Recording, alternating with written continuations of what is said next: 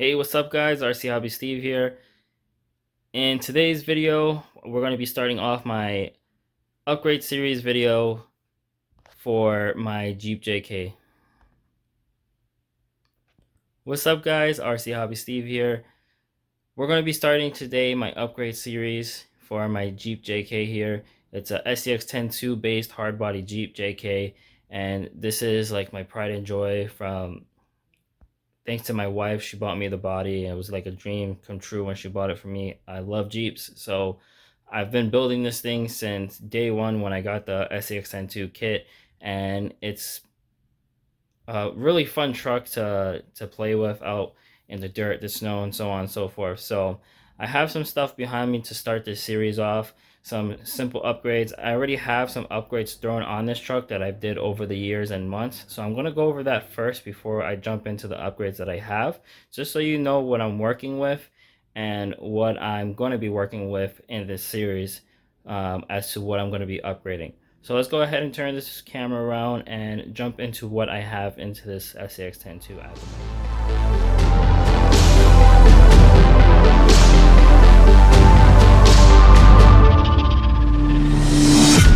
Alright guys, so again, this is an axial Scx10 II based vehicle. So the upgrades I have on it right now, I'm just going to go really quick down the list. I have a custom made brazed steel bumper here. I have to do some more adjustments because, as you can see, it's super loose. I just need to put some lock nuts on the inside for the screws so it's held tightly. I obviously have the hard body JK body here. This is an extra speed JK version 2 body. This is with the right size appropriate doors in the back and only the two front doors open. I have mine glued shut because from so much torture this body has been through, the doors don't stay closed anymore. I am missing some miscellaneous items like the side mirrors and the door latches and stuff like that, but I plan on purchasing that again because I've lost all of it from modifying this body so much. So when we take this body off and we go on the inside, just toss this on the floor.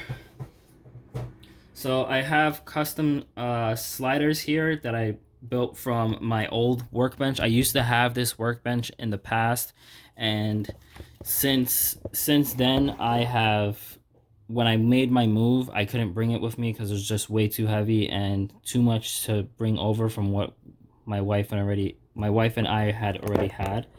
So I went ahead and took what I needed from this table to do some custom sliders, and got some old dirt on here. And I built this truck up basically. So there's some custom braces I have here that I still need to screw down to the sliders to prevent the transmission from moving under torque. I have a Mamba X ESC with the Mamba X 3700 kV 4-pole motor. I have some hot racing gears in the main drive right here, but they've went bad, so that's going to need to be upgraded. Drive shafts are still stock. Shocks are still stock. Servo, I'm running a EcoPower. This is an EcoPower WP 120T. So this is the waterproof high voltage servo that I'm running inside. I'm also running some hot racing links all around, except for the front. The front, I have the steering link as the regular axial brand, and then my panhard and servo rods are homemade.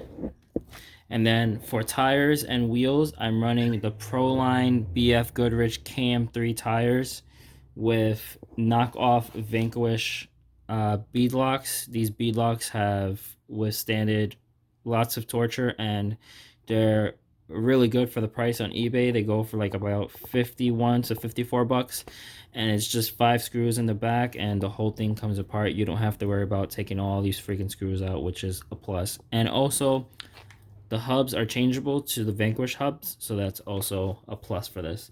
So those are the standard upgrades I already have to this truck. Oh, also I have the hot racing brass knuckles. They're not that good. As you can see, the top piece that holds the steering link has broken off, and it's broken off on both sides, which kind of sucks. So I just have to contact the company about that. I don't have warranty, but just so that they know that that's a little issue in their product. So yeah, we're gonna go ahead and jump into the products that I have here for upgrades. All right, so here we go. We have some brand new shocks. This is the first time I have something better than stock. I have the Proline Pro Spec Scalar shocks. These are the normal 90 to 95 millimeter shocks. And these are the dual rate spring shocks, and it also has the single rate. I've opened this package to see how smooth they really are, and they're really smooth. So I'm looking forward to throwing some oil in this and tuning them up so I can have them in my trail truck. So this is pretty exciting. Here's the product number if you're looking to buy these. These were about like 58 bucks a pop, I believe, on Hobbytown. Another super good upgrade that I needed for this truck was brand new lockers, front and rear. So just so I could show you, there's like some massive slop in my front and rear tires. So not so much in the rear, but in the front a whole bunch.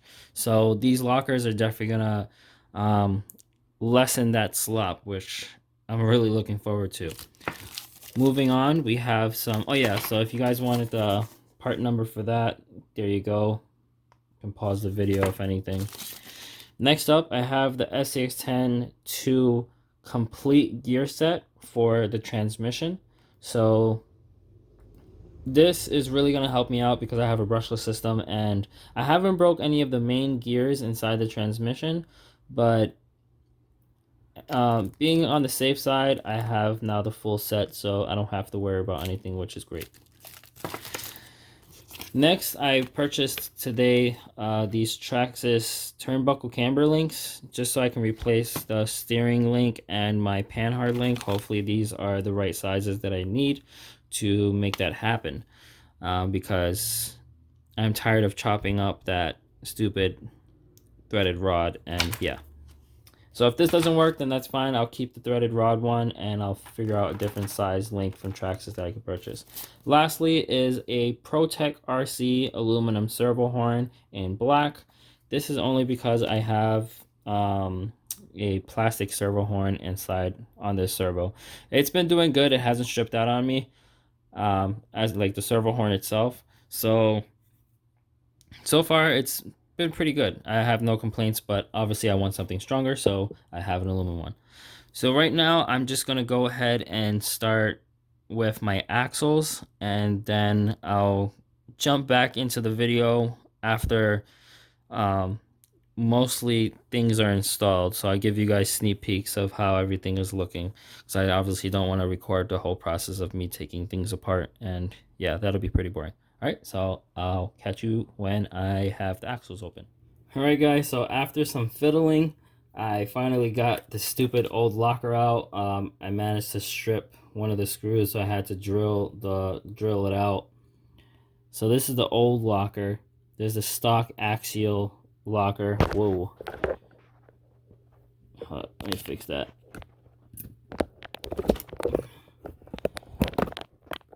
Alright, there we go. So yeah, this is the stock axial locker, and then this is the extra speed locker. So you can definitely see the thickness difference in both of these.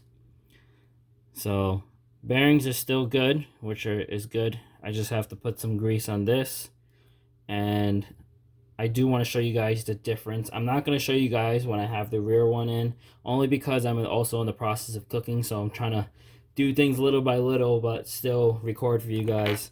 So I'm going to show you guys the complete difference in slop. So I definitely know it's not the shaft. This is a Vanquish CVD for an Scx10 II. So stock. There we go. So you can tell that's lots of slop. And then we got the stock, the brand new one. is barely anything.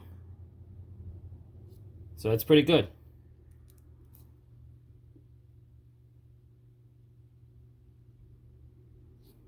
So really looking forward to driving the truck with this new one. Looks super strong. Next thing I'm going to do is overdrive my front. So I'm going to get rid of this gear soon, so I didn't over tighten the screws in here. So I'm going to get this installed, and the next thing we're going to work on is the transmission. So I'll catch you then. Alright guys, so I finished putting the locker in the rear of the truck, and the front one is already done. Just finished opening up my super greasy transmission, and I was able to clean out most of the gears. So for the actual transfer case part of it, which is this piece right here, I did have the hot racing gears, but these were the standard hot racing gears. These weren't the hardened steel, which I have right here. So these did chip. There's a chip somewhere around here. There it goes. One tooth chipped out. I was having some problems in the transmission, and then my other two gears that you see over here are still the stock axial ones. So I have a full set of hot racing that I'm going to throw in, and then next will be the shocks. Alright guys, so I just finished putting the gears all together in the transmission, and now I'm going to only put in my shock, the Proline shocks for the front, only because I have my rear shocks right here modded. They're shortened to I think 75 millimeters, just because of ride height situations and how I like my truck set up. So the other shocks over there would have to be adjusted, but for now I'm just going to throw in the fronts, and then I'm not going to put any oil. I'm just going to throw them on just to see how they look. I'm going to get these old shocks out. I'm going to keep them. I'm not going to get rid of them because, you know, I still like them. Still good shocks. So I am going to stay with the dual rate spring for now and see how that goes. I have to check real quick while I am doing this whole shock thing to make sure these springs are the same size as all of these right here. So let me do this real quick and I'll come back when it's already on. Alright guys, so there we go. Shock is now in. I don't have any oil in it. I usually have my front shocks drooped down like that because there's no oil, just stays stuck. But I did find out that my other springs that I have do fit, and I do have different size springs like how this one has, so I can mess with the rear a little bit if I wanted to, or the front. But I think I'm going to go with 10 or 20 weight oil besides the 30 weight that they recommend. But the day has gotten late for me and I got to work early in the morning, so I'm just going to stop here. Did not throw the rear ones in. So yeah, the lockers are great. They're very, very minimum play now compared to like the complete turning motion I had in the beginning of this video. So overall, happy with the upgrades. Next upgrades, you guys will have to wait and find out. So be sure to hit that subscribe button, and I'll catch you in the next video, which would be episode 2.